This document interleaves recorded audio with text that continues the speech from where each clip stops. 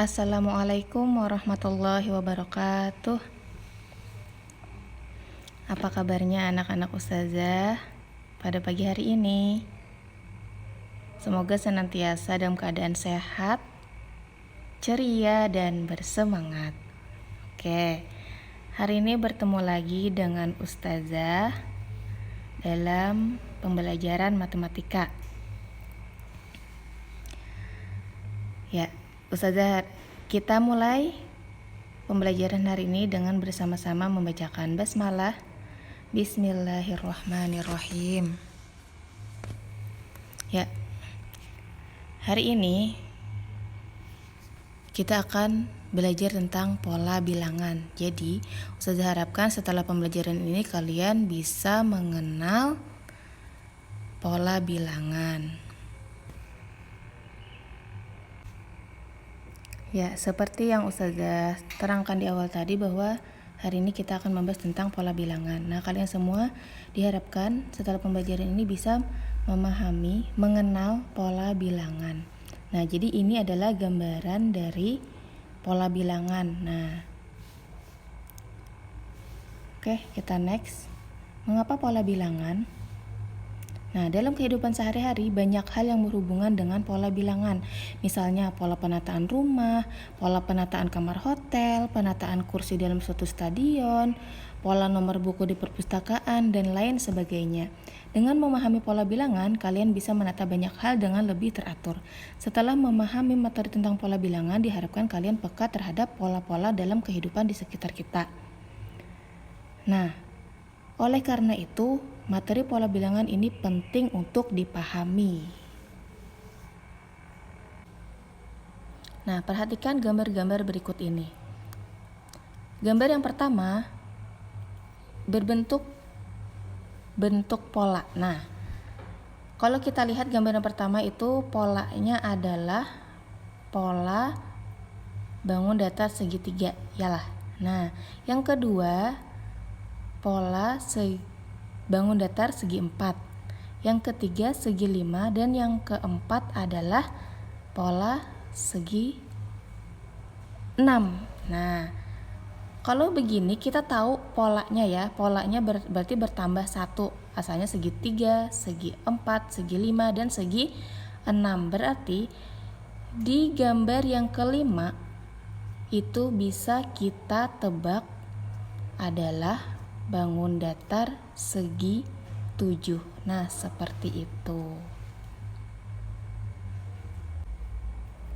Mari mengamati.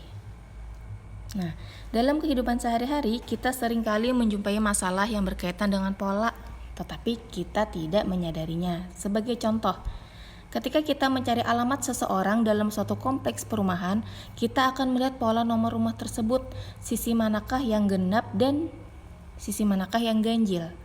Apakah urutan nomornya semakin bertambah atau semakin berkurang? Dengan memahami pola nomor rumah tersebut, kita akan dengan mudah menemukan alamat rumah tanpa melihat satu persatu nomor rumah yang ada dalam kompleks perumahan tersebut. Menemukan pola bisa menjadi suatu hal yang menantang ketika kamu ingin menemukan pola suatu data dalam berbagai situasi yang berbeda. Nah, di situ ada gambar penataan nomor rumah. Nah, jadi yang paling atas itu nomor rumahnya ganjil dan yang di bawah adalah genap. Nah, jadi pola bilangan adalah susunan bilangan yang pembentukannya mengikuti aturan tertentu. Nah, jadi pola itu maksudnya adalah susunan. Nah, polanya apa? Aturannya apa? Nah, setiap bilangan pada pola bilangan disebut suku yang dapat diperoleh berdasarkan aturan tertentu. Nah, jadi misalnya nanti ada bilangan, bermacam-macam bilangan, seperti yang contohnya tadi kan ada segitiga, yalah. Yang pertama, gambar pertama itu segitiga, gambar kedua itu segi 4. Nah, jadi yang pertama itu biasanya disebut yang gambar pertama, gambar kedua itu disebutnya suku pertama dan suku kedua maksudnya. Nah, seperti itu.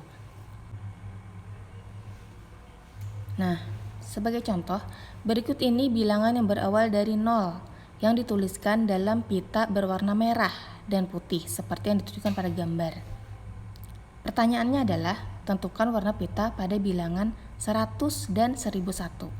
Nah, kalau kita lihat dari gambar, 0, 2, 4, 6, 8, dan 10 adalah pita warna merah ya.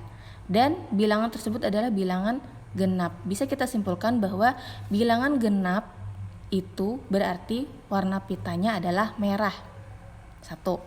Kemudian kita lihat lagi angka 1, 3, 5, 7, dan 9.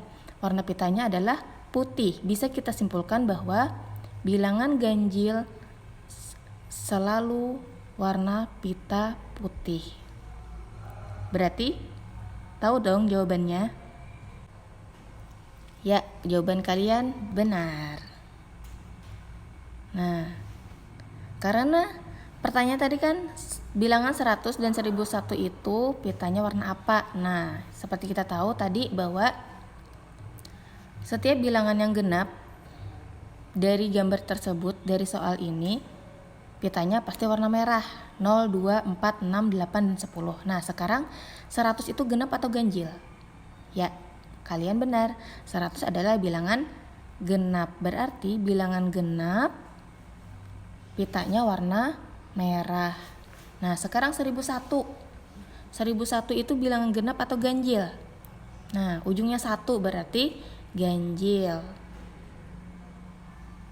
Bilangan ganjil tadi pitanya adalah warna putih. Karena dari gambar tersebut 1, 3, 5, 7 ganjil pitanya warna putih. Nah ya, sebagai contoh soal, gambar di atas menunjukkan susunan batang korek api yang membentuk pola bilangan. Pertanyaan yang pertama, gambarlah satu suku berikutnya untuk pola bilangan di atas. Nah, kita lihat. Suku pertama,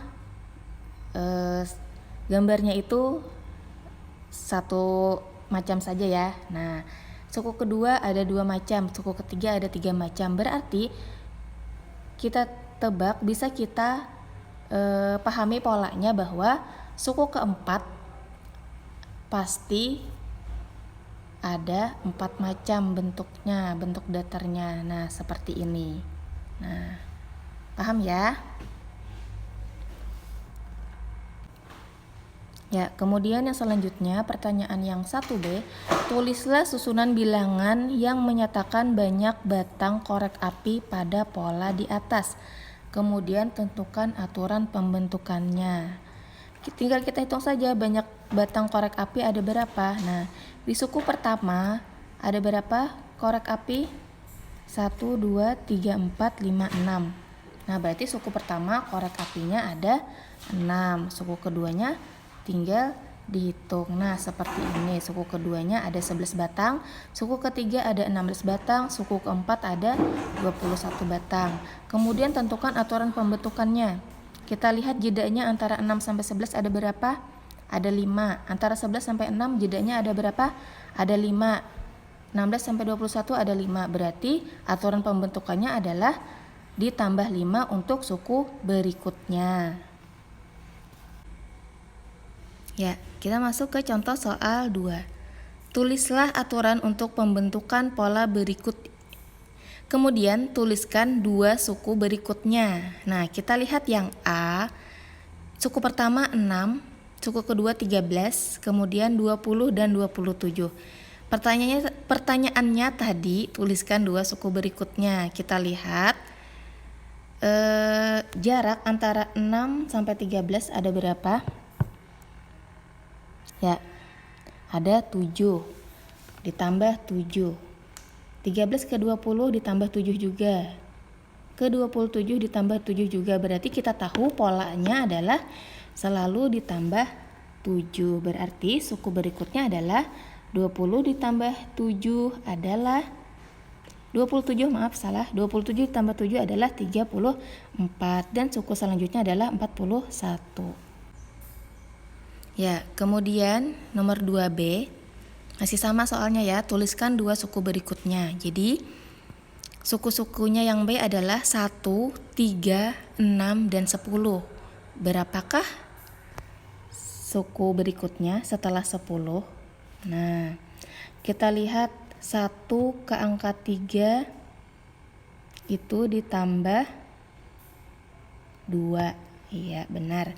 3 ke angka 6 ditambah 3. 6 ke angka 10 ditambah 4. Nah, kita pahami polanya tadi apa? Yang pertama ditambah 2, ditambah 3, ditambah 4. Berarti untuk selanjutnya pasti ditambah 5 dan ditambah 6. Nah, jadi pola selanjutnya adalah 15 dan 21. Nah, ini ada soal latihan. Nah, sebagai latihan di rumah, silakan kalian kerjakan. Soal ini tidak dikumpul, akan tetapi insya Allah sebagai bahan untuk tugas atau penilaian harian berikutnya. Nah, jadi silakan sebagai latihan di rumah saja. Apabila ada yang kurang paham, silakan komunikasikan dengan Ustazah. Ustazah siap menerima pertanyaan dari Bu Hanpian. Semangat, kalian pasti bisa. Matematika mudah. Allahu Akbar. Terima kasih, sekian dari Ustazah. Assalamualaikum warahmatullahi wabarakatuh.